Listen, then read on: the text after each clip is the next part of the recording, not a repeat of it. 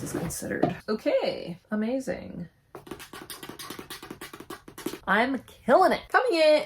Ooh, that was such a cracking of my voice. Hello book lovers, welcome back to the channel. My name is Steph, and in today's video we will be doing my best books of 2024. This is definitely one of my all-time favorite videos to film, and also it is my favorite video to watch. I love all of the end-of-year content, so I am so excited that I am able to film the best books that I read in the year of 2024. I am just going to preface this video by saying that I am deciding to do my reading year this year from January until November, and then December of this year will just roll into the next year. So for next year, I will go from December of this year until November of the following year. That way I am able to film this video in December and I don't lose out on any of the books. I hope that that does make sense, but just know that any books that I read in the month of December of 2024 will not be in this video, and if they do make a list, it will be in the following year's video, so it'll be like 2025. I feel like it's not that complicated, and the more that I am talking about it just makes it more complicated, so I will just leave it at that. I will also let you guys know that I did break this down into a countdown format. Those are my favorite ways to watch it. So the 10th book on this list is going to be the 10th favorite book, and then number 1 is going to be my all-time favorite book that I read this year. I personally just love watching countdowns. I love having lists and formats, and it just makes me feel so much better. But because I did read so many great books this year, I do have quite a few honorable mentions. I will not give you guys the real synopsis of the honorable mentions. I will just let you guys know that I absolutely loved those books and I highly recommend them, so I do recommend that you go and pick them up. But I am not going to sit here and give you guys all of my thoughts. I just want to quickly mention the honorable mentions, and then we will get on to our top 10 countdown. I do also want to say that I have had the best reading year this year than I have ever had in my entire life. 2024 has been the best reading year for me. I have read over 300 books. So yeah, it was really hard to make this list, but that is why I feel like I have so many honorable mentions. But without further ado, let's get into the video, starting with the honorable mentions of all of the best books that I read in the year of 2024. The first honorable mention that I have is The Eyes Are the Best Part by Monica Kim. This book I did tab quite a bit. I don't know if you can see that or not. This is a horror. It does get a little bit descriptive, so I would look into it if that is something that would bother you, but I absolutely cannot recommend this enough, and I do believe it is a debut novel, which makes it even better. Then I have a graphic novel series, So Something is Killing the Children. I do own 4 of these volumes. I absolutely love this graphic novel series. It is, again, a horror graphic novel series about a main character that can see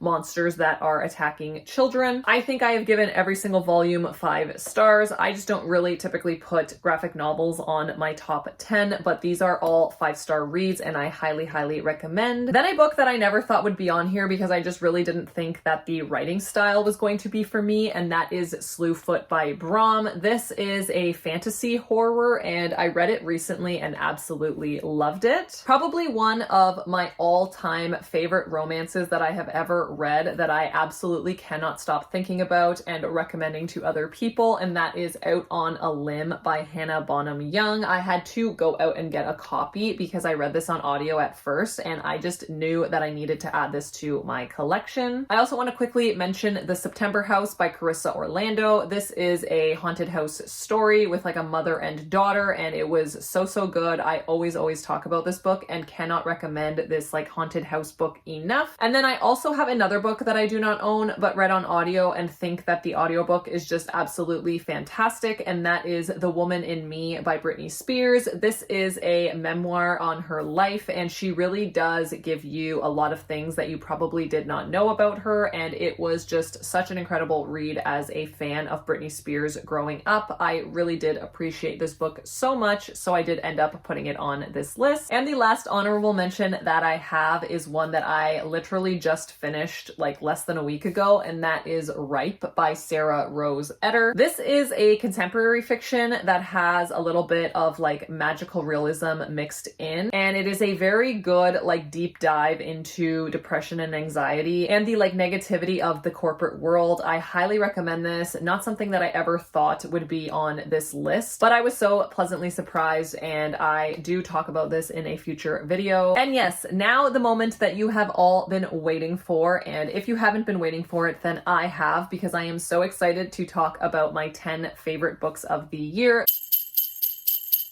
So coming in at number 10, I do have The Library at Mount Shar by Scott Hawkins. This book was such a surprise to me because I truly would never have picked it up. I feel like this was selected randomly from one of my TBR games, and I did have to read it that month, and I am so glad that I did. I truly had the best time reading this book. This I won't even give you a synopsis for because it really doesn't tell you the true story of what is actually going on in here. But if you are interested in reading this book, then just know that it is going to be probably the most strange book that you have ever read. Nothing is really going to make sense to you until the end. And even at the end, I think that you will still have a lot of questions that you need answered. I truly don't know that I would 100% recommend this book to anybody just based on the fact that it is so strange. If you are looking for a concept that you have never read before, I could pretty confidently say that you have never read a book quite like this before, then I would highly recommend it. If you are okay with very strange, weird, and stories that don't really give you a satisfying ending, but that take you on a wild ride, I definitely would recommend The Library at Mount Shar, and this comes in my number 10 spot for the year.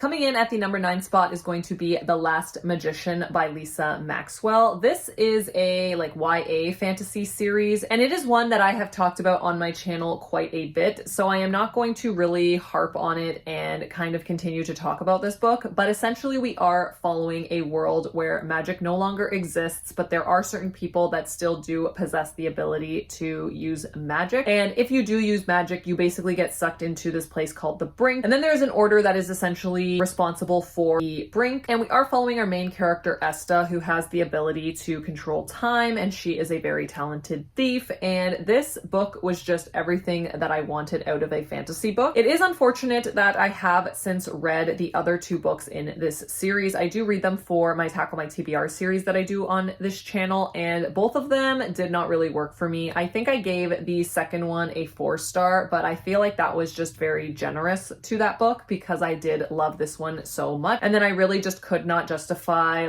giving the third one anything more than a 3-star. So it is a little bit sad that the series doesn't continue with this same momentum, but I still cannot deny the fact that I absolutely loved this book. I ate this book up. This was the exact type of fantasy that I like. There's a little bit of time travel. There's a heist situation. It is such a great cast of characters that you truly are rooting for these characters in this book, and I just thought that the pacing of this book was so well done. If you are looking for a fantastic YA fantasy series, I would recommend at least book 1 in the series. And yeah, this does take the number 9 spot.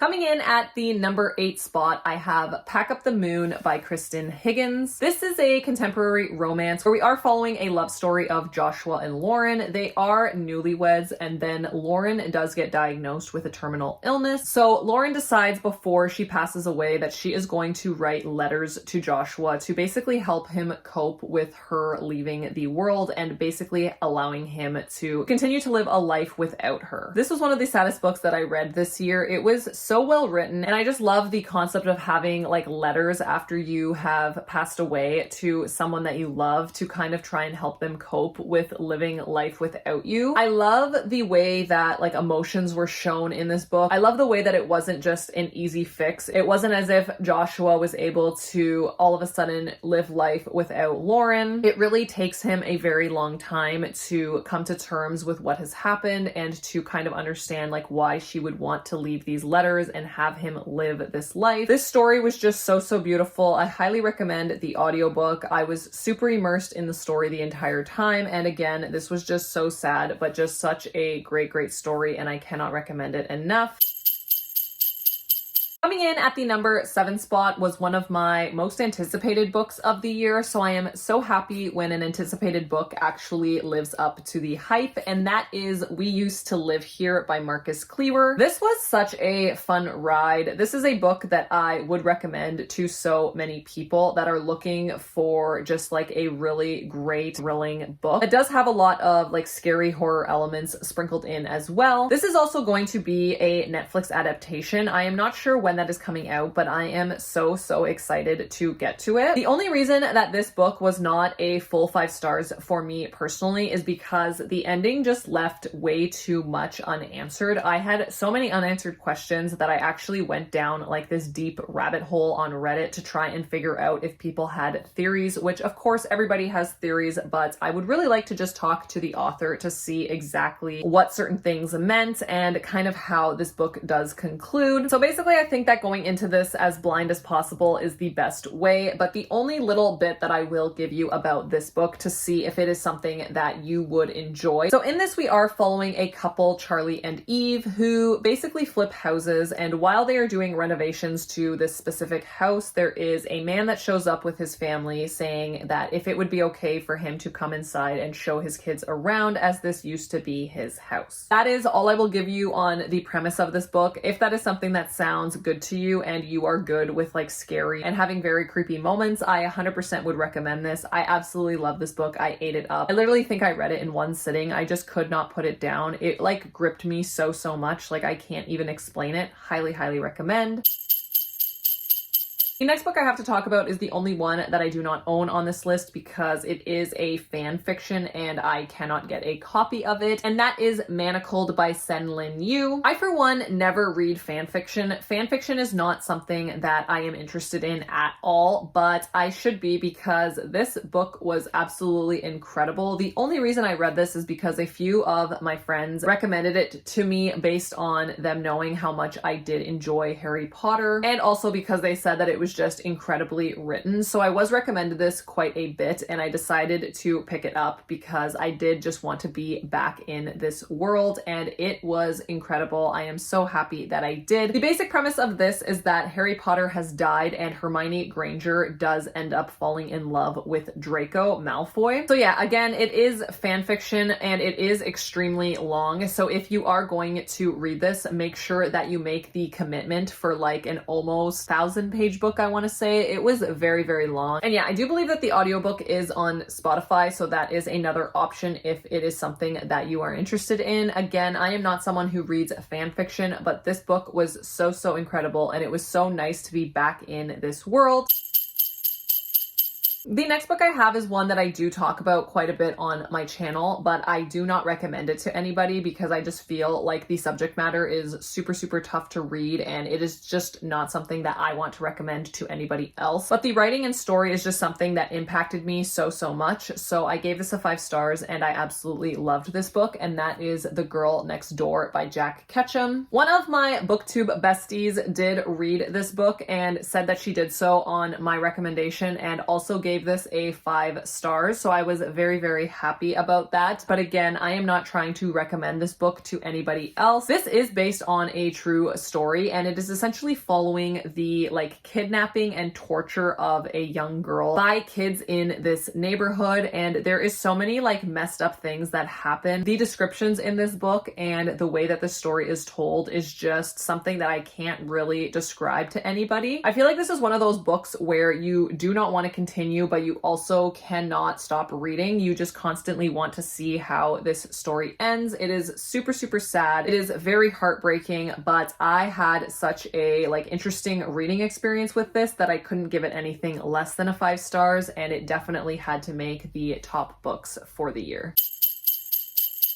Coming in at the number 4 spot, I have The Book of Lost Names by Kristen Harmel. This is a book that I really don't see too many people talking about. It is not popular on BookTube by any means, but I would highly recommend this book if you are looking for a historical fiction. This is definitely the best historical fiction that I read this year. I don't typically gravitate towards this genre, but when I do, I really do find absolute gems in the books that I am reading. I do find that historical fiction fiction usually does hit for me more so than miss. In this one specifically, we are following our main character, Eva. We are following present day as she is a librarian, but then something occurs where it takes her back to her in the Second World War, how she had to flee because her father was arrested. And when she flees Paris, she basically goes to this place that is considered the safe zone, and she starts forging documents for Jewish children to essentially help them escape. And she does start a book of lost names where she puts all of the Jewish children's real names in this book so that their identities do not get lost, and she has a record of every single child that she is helping. This story was just so beautifully written. I absolutely loved the pacing of this book. I also listened to this on audio and would highly recommend the audiobook. I was engaged from beginning to end. I loved our main character and the way that she was literally putting her life on the line for all of these children. The fact that there was so much going on in her own life with her father and her mother, and she still decided to help as many people as she could. This story is just so heartwarming, and I absolutely recommend this historical fiction to anybody who is interested in this genre. Even if historical fiction is not something that you normally gravitate towards, this I think would be absolutely perfect because there is just such a beautiful like message and story in this book, and I had such a great reading experience. I have since recommended this to one of my besties in my personal life, and she also absolutely adored this book, so I would highly recommend you pick this one up. Now on to my top 3 books of the year. If you have been following my channel since the beginning, I don't think any of these books are going to be surprising to you. I don't think that these are going to be shocking to you by any means. I do talk about these books a ton on my channel, and I have like openly said that these are pretty much my favorite books of the year.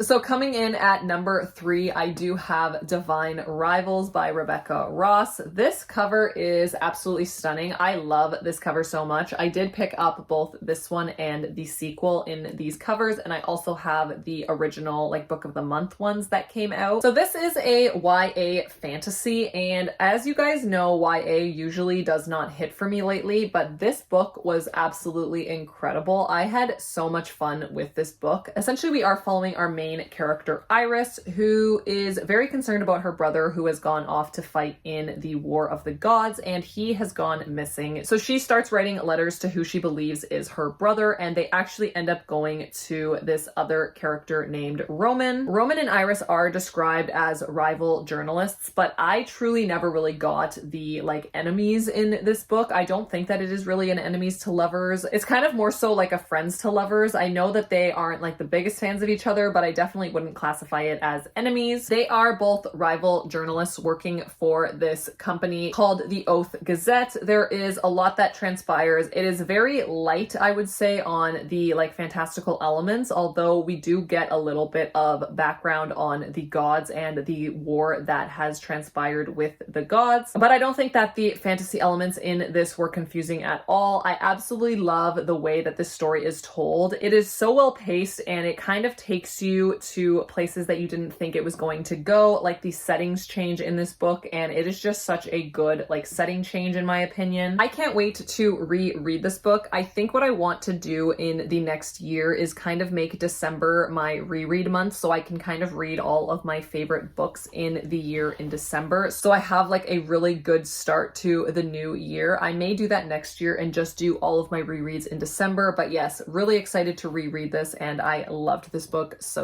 much.